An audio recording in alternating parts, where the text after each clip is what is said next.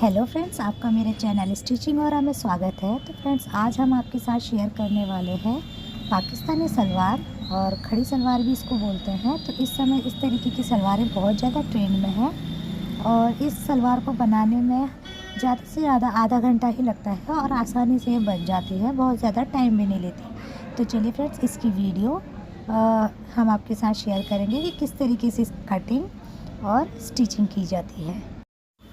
तो यहाँ पर हमने फैब्रिक ले लिया है और इसके ऊपर हमने प्रेस करके सलवटें भी इसकी हटा ली है। तो ये जो फैब्रिक है ना, मेरे पास केवल 2 मीटर ही फैब्रिक था। तो इसके लिए हमें चाहिए, देखिए, बेल्ट का साइज़, मोहरी का साइज़ और इसकी टोटल लंबाई। जो हमने सलवार तैयार करनी है उसकी जो टोटल लंबाई है वो, ये तीनों नाप आप लेके रख लें। अब उसके बाद फैब्रिक को आप 4 फोल्ड कर लें, यानी कि डबल करके इसको 2 बार फोल्ड कर लेंगे। तो ये ऑन फोल्ड वाली साइड मेरी तरफ को है, ठीक है। अब इस तरीके से जो आपने साइज़ लिया है ना बेल्ट का, उस बेल्ट की साइज़ को आप उसका 1/4 भाग ले लें। तो 1/4 भाग मेरा बन रहा था 10.5 इंच। अब यहाँ से मैंने क्रीज़ लेनी है। तो मेरा ये मीडियम साइज़ की सलवार में बना रही हूँ, तो 3.5 से लेके 4 इंच तक ही मैं इसकी क्रीज़ को फिनिश करूँगी, ख़त्म करूँगी, ठीक है। तो यहाँ पे देखिए, इस तरीके से 1/4 भाग को मैंने इस तरीके से फोल्ड कर लिया। अब इसके बाद फोल्ड करने के बाद इसको मैं यहाँ से डबल करते हुए, यानी कि जो इसका 3.5 इंच तक का मैंने लेना है ना क्रीज़ का एरिया, उतना छोड़ते हुए, अब मेरे पास जितना भी लेंथ आ रहा है, तो मेरा यहाँ पे आ रहा था 17.5 इंच। तो 17.5 इंच पर रखते हुए इस तरीके से क्या होता है ना, आपका एक फ़िक्स मेज़रमेंट निकल जाता है। आप अगर ऐसे निकालेंगे, 1-2 बार आप करेंगे तो प्रैक्टिस हो जाएगी, फ़िक्स मेज़रमेंट निकल जाता है। तो अब यहाँ से हमने, तो यहाँ पे 10.5 इंच पर क्रॉच एरिया का निशान लगाते हुए इस तरीके से आप ना, अगर आप यहाँ पे पहले फैब्रिक को सीधा कर ले, ठीक है, इस तरीके से। तो मैंने इसको पहले ही सीधा कर लिया था। तो एक क्रॉच एरिया का निशान मैंने लगा लिया है। अब निशान लगाने के बाद देखिए, इस तरीके से स्केल को थोड़ा सा टर्न कर लेंगे, यानी कि तिरछा यहाँ पे आप स्केल को कर लें और यहाँ पर आप हल्का सा यहाँ से राउंड दे दें। तो साइज़ के अकॉर्डिंग यहाँ पे क्रॉच एरिया निकाला जाता है। जैसे कि अगर आप हैवी साइज़ बना रहे हैं तो 12 इंच तक भी रख सकते हैं। तो मेरा मीडियम था, इसलिए मैंने 10.5 इंच पे रखा था। अब वहाँ से 1 इंच डाउन में गई और डाउन जाने के बाद जहाँ मेरी तरफ को ऑन फोल्ड है ना, उस तरफ को और तिरछा मैंने मिला दिया। अब यहाँ से फुल लेंथ ले लेनी है, यानी कि जो आपका सलवार की टोटल लेंथ है और उसमें से बेल्ट आप माइनस कर ले। तो मेरे पास फैब्रिक थोड़ा कम पड़ रहा था, तो मैंने 5 इंच की बेल्ट इसमें निकाल ली। और अब यहाँ से तो मेरा बिल्कुल फैब्रिक बराबर ही आ रहा था। 5 इंच बेल्ट निकालते हुए बिल्कुल भी नीचे कपड़ा नहीं बच रहा था। 39 मैंने लिया था, 38 था मेरा तैयार, तो 39 मैंने लिया था, 1 इंच एक्स्ट्रा। और 8 इंच मैंने मोहरी ली है। मोहरी लेने के बाद 1.5 इंच वहाँ पे मैंने एक्स्ट्रा रखा है। अब मैंने इस तरीके से क्रॉच एरिया से वहाँ तक नीचे तक मिला लिया। तो इस तरीके से इसको शेप पट्टी से आपने शेप दे देनी है, आप कट कर लेना है। तो फ्रेंड, मैंने ना नेक्स्ट वीडियो में फर्शी सलवार की भी कटिंग अभी डाली है, तो आप उसको भी देखिए। उसकी भी कटिंग कुछ ऐसे ही होती है, बस थोड़ा सा उसमें अंतर होता है, हल्का फुल्का। तो इस समय काफ़ी ट्रेंड में है ये सलवार। तो ये हमारी कट चुकी है। अब हम निकालेंगे बेल्ट। तो देखिए, बेल्ट के लिए मेरे पास कपड़ा नहीं बचा, बस इस तरीके से मेरे पास से 2-3 टुकड़े बचे थे। तो मैं इसके ऊपर स्टिचिंग कर लेती हूँ पहले। तो इनको स्टिच करके बेल्ट के लिए कपड़े का,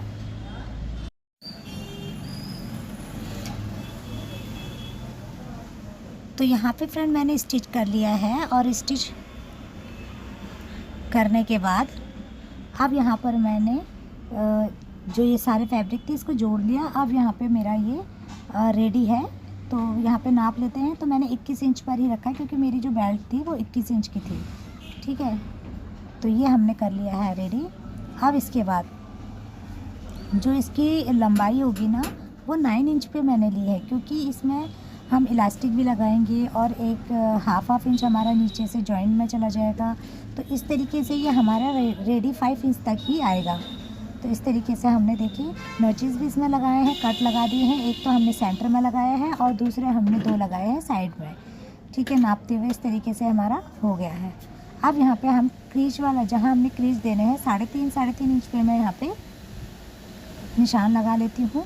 और अगर हाफ इंच जितना या 1/4 इंच जितना एक्स्ट्रा भी जाता है तो उसमें कोई दिक्कत नहीं होती है। तो अब ये देखिए, हमने इस तरीके से जो हमारे पैनल है इनको हमने आपस में जॉइन कर लेना है।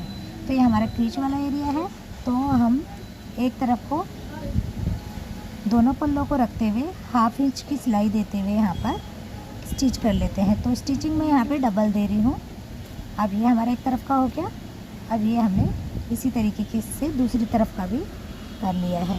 तो फ्रेंड मैंने वीडियो थोड़ी फास्ट कर ली है स्टिचिंग के समय पर, नहीं तो वीडियो बहुत ज़्यादा लेंथी हो जाएगी। तो अब यहाँ से हमने देखिए ये हमने कर लिया, और करने के बाद अब ये हमारा बेल्ट हम इसमें ज्वाइन कर लेंगे। क्रीच बनाने के बाद हम बेल्ट ज्वाइन कर लेंगे। तो सबसे पहले हमने जो हमारा बैक वाला एरिया है ना, बैक साइड है सलवार का, उसमें इसमें कोई भी यहाँ पे क्रीच नहीं आती है, यानी कि जो चुन्नटें हैं बैक में बिल्कुल भी नहीं रखी जाती, बिल्कुल स्ट्रेट बनती है। तो ये देखिए हमने दोनों तरफ से मिलाते हुए जहाँ तक का हमारा कट लगा था वहाँ तक का हमने इसको जो है बेल्ट को जोड़ लिया है। तो ये हमने जोड़ लिया। अब इसके बाद यहाँ पर हम निशान लगा लेंगे कि हमने जो चुन्नटें हैं वो कहाँ तक देनी है। तो इसमें आप थोड़ी चौड़ी चौड़ी चुन्नटें दे दें।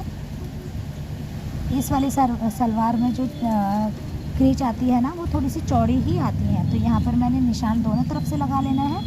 तो यहाँ मीडियम साइज़ के अकॉर्डिंग मैंने यहाँ पे 3.5 इंच में 3.5 दोनों तरफ के 3.5 यानी कि 7 इंच में मैंने इसकी चुन्नटों को फिनिश करना है। तो ये अब मैं इस तरीके से रखते हुए, और यहाँ पर देख सकते हैं आप जो हमारे चुन्नटें होंगी ना उसका जो साइड होगा यानी वो बीच सेंटर में आना चाहिए, यानी दोनों तरफ का जो हमारी क्रीच निकलेंगी उनको सेंटर की तरफ का हमने उसका डायरेक्शन करना है। तो इस तरीके से एक तरफ को तो हमने देखिए कैसे फोल्ड करा है।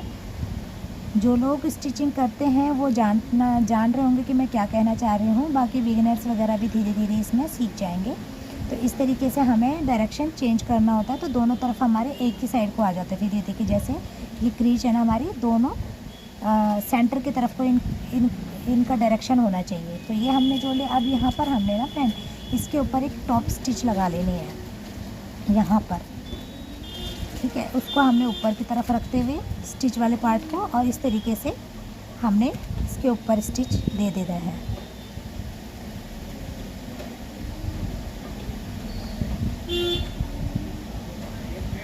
तो इस सलवार को जब आप बनाएंगे तो बहुत जल्दी ये सलवार बन जाती है और बनाने में भी बहुत आसान होती है। तो ये हमने देखिए इसके ऊपर स्टिच लगा ली है। अब इसके बाद यहाँ पर हम बेल्ट को निशान लगा लेंगे कि हमें तैयार बेल्ट कितनी चाहिए, ताकि जब हम जोड़ें तो कम ज़्यादा ना हो। अब यहाँ पर देखिए 1/2 इंच पे ना मैं ऊपर की तरफ से स्टिच दे दूँगी फोल्डिंग का। यहाँ पे मैंने ऊपर से हाफ इंच, सिर्फ 1/2 इंच मतलब फोल्ड करके स्टिच दे दिया है, क्योंकि अब मैं यहाँ पे इलास्टिक लगाऊंगी तो मुझे फिर दोबारा से फोल्ड नहीं करना पड़ेगा, तो आसानी से यहाँ पर हो जाता है। तो ये देखिए मैंने इलास्टिक नापते हुए जो भी मेरा बेल्ट साइज़ है उससे मैंने यहाँ पर कम से कम 6 इंच 6.5 इंच मैंने यहाँ पे कम लिया है। जो ये इलास्टिक है ये थोड़ा कम लेंगे तभी जाके ये खींचेगा और अच्छे से फिटिंग इसकी आएगी। तो अब ये देखिए हमने यहाँ पे इसके ऊपर सिलाई लगा लेनी है, और कई बार इसमें सिलाई देनी है जिससे कि पक्का हो जाए, खींचे तो खुले ना। अब इसके फ़ोल्ड करते हुए देखिए हमने इसके ऊपर पहले से एक स्टिचिंग लगा दी थी। अब हमें इसको फ़ोल्ड करने की ज़रूरत नहीं है। हम एस को रखेंगे और इस तरीके से इसके ऊपर स्टिच लगाते जाएंगे। तो स्टिच जो है वो फैब्रिक के ऊपर लगानी है और जो इलास्टिक है उसके ऊपर नहीं लगानी। तो ये जब आप प्रैक्टिस करते रहेंगे तो इजीली इसमें हाथ सेट हो जाता है। तो इस तरीके से इलास्टिक को खींचते हुए हल्का हल्का आप इसको खींचते रहें तो ये इस तरीके से लग जाएगा। तो ये हमारा इलास्टिक भी लग के रेडी हो गया है। अब हमने यहाँ पे इसके पोंचे तैयार करने हैं। तो इसमें जो पोंचे बनते हैं ना वो बहुत ज़्यादा चौड़े भी नहीं बनते हैं। तो यहाँ पे मैंने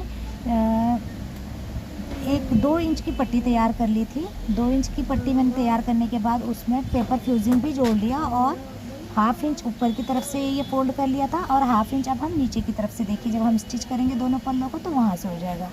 और इसको हमने करने के बाद यहाँ पर हमने इसके ऊपर सिलाइयाँ लगा ली सीधी सीधी, और थोड़ा सा मेरे उसमें जिगजैग वाला पैटर्न था तो मैंने वो भी दे दिया। तो इस तरीके से देखिए 1 इंच की ही हमारी रेडी हुई है। जो इसकी चौड़ाई है ना मोरी की 1 इंच की ही रेडी हुई है। अब हमने यहाँ से नाप लेना है और जितना भी हमें चाहिए, तो यहाँ से मैं 8 इंच पे इसको रेडी करने वाली हूँ। तो 8 इंच पे मैंने निशान लगा लेना है और इसके बाद इसको दोनों पोंचे को पोंचे वाले राउंड से लेके हमने दोनों तरफ को, दोनों पार्टों की तरफ को ले जाते हुए इसमें स्टिच दे देनी है। तो साथ के साथ मैंने इसमें इंटरलॉक भी कर लिया था, क्योंकि जो ये फैब्रिक था ना इसमें से निकल रहे थे धागे, तो मैंने साथ के साथ इसमें इंटरलॉक भी कर लिया था। तो मेरी मशीन में इंटरलॉक है तो उसमें मैंने कर लिया था। तो यहाँ पे वीडियो मैं फ़ास्ट करके ही आपको दिखा रही हूँ, क्योंकि किसी के पास भी इतना टाइम नहीं होता है कि वो इतनी लंबी वीडियो देखें। तो इसमें केवल स्टिचिंग ही तो हो रही है, तो ऐसा इसमें कुछ भी नहीं है, केवल स्टिचिंग दे रही हूँ, इसलिए मैंने इसको बहुत ज़्यादा फास्ट कर लिया था। तो ये देखिए मेरी दोनों मोहरियाँ बन के रेडी हो गई है और ये सलवार भी मेरी बिल्कुल तैयार है। तो फ्रेंड ये हमारी जो सलवार है ये पाकिस्तानी खड़ी सलवार है। अब ये जो मैं आपको सलवार दिखा रही हूँ ना, ये इस समय बहुत ज़्यादा ट्रेंड में है। फर्शी सलवार इसको बोलते हैं। इसका पोंचा बहुत चौड़ा बनता है। तो ये वाली की कटिंग और स्टिचिंग की वीडियो हमने अपने चैनल पर अपलोड की गई है। और इसकी जो क्रीज़ दी जाती है वो थोड़ी सी डिफरेंट तरीके से दी जाती है। तो इसमें जो क्रीज़ दी जाती है वो साइड में, यहाँ पर साइड में यहाँ पर 3.5-4 इंच की एक क्रीज़ चौड़ी दी जाती है, बाकी इसमें छोटी छोटी दी जाती हैं। और इसका फॉल बहुत अच्छा आता है अगर आप इस तरीके से बनाएंगे तो देखिए दोनों में क्या अंतर था, क्रीज़ का अंतर था। और दूसरा यहाँ पर जो इसके जो पोंचे होते हैं ना, इस जो फर्शी सलवार है उसके तो काफ़ी चौड़े पोंचे होते हैं और इसके पोंचे कम ही होते हैं। तो इसको पाकिस्तानी सलवार भी कह देते हैं। तो फ्रेंड्स आपको हमारी ये वीडियो कैसी लगी? अगर पसंद आई तो प्लीज़ वीडियो को लाइक, चैनल को सब्सक्राइब कीजिए और एक प्यारा सा कमेंट भी कीजिए। Thanks for watching friends.